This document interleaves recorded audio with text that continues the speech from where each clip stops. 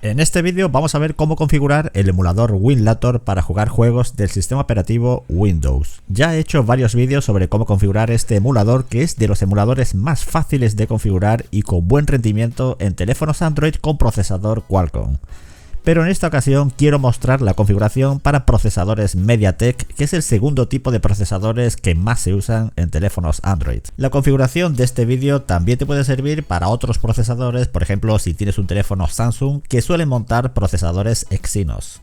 También te puede servir esta configuración si tienes un teléfono con procesador Qualcomm y con gráfica Adreno inferior a Adreno 600. Esta información la puedes ver con la aplicación AIDA64.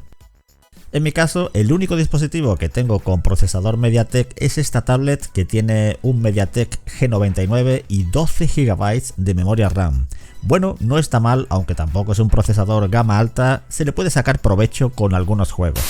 WinLator está disponible en la página GitHub. Últimamente se está actualizando con bastante frecuencia, así que es probable que cuando publique el vídeo ya esté por encima de la versión 6.1. Descargamos el archivo .apk y lo instalamos, y la aplicación en el primer inicio tardará un poco más hasta que se complete este paso que estáis viendo.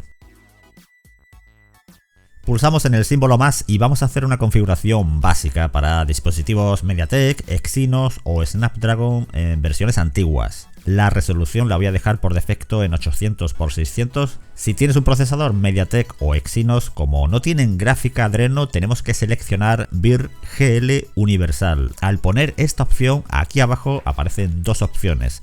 Yo recomiendo Wine D3D. En el caso que tengas un procesador con gráfica Adreno pero una versión inferior a Adreno 600, la opción recomendable es poner aquí Adreno y luego en el ajuste de abajo elegir Wine D3D.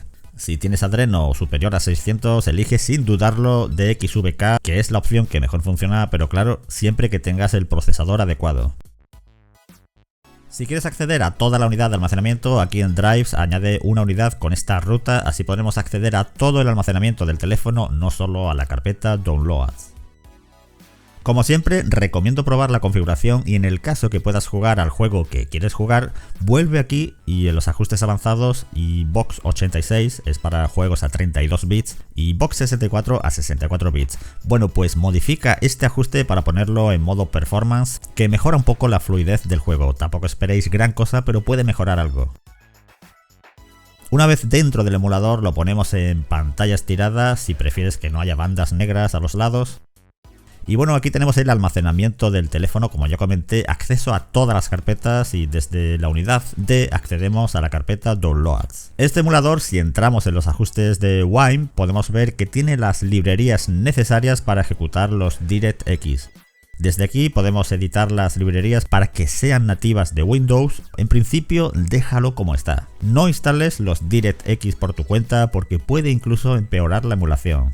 Fijaos que ya está todo listo para abrir algunos juegos, por ejemplo el Flatout 2, que por cierto para poder abrir este juego tenemos que activar primero un gamepad en pantalla o un controlador virtual.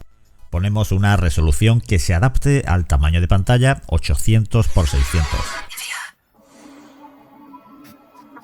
También las teclas en pantalla las ponemos en un sitio más cómodo y fijaos, como ya digo, que sin instalar los DirectX puedo ejecutar este juego a unos 30 fotogramas por segundo. Si tienes un procesador MediaTek, Exynos o Snapdragon antiguo, ve directamente a por los juegos a 32 bits que te pueden dar un buen resultado.